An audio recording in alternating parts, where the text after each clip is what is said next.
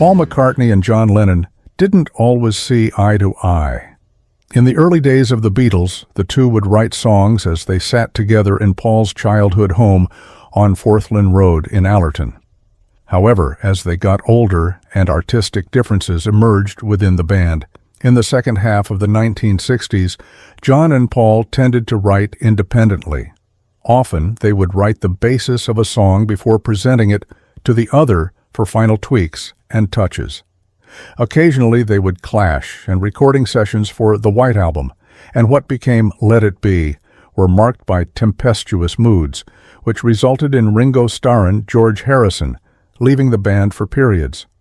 John also shared his disdain for some of Paul's later work with the Beatles, saying he disliked the 1967 album Sgt. Pepper's Lonely Hearts Club Band, the single Let It Be, and the closing medley on Abbey Road, which he called junk.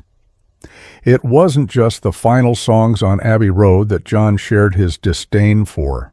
He also wasn't happy with the finished product of Oh Darling. The track was primarily written by Paul, so he decided he would sing it.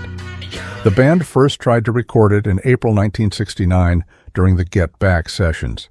But there were issues with the backing vocals, so it was picked up again that August as the Abbey Road album neared completion.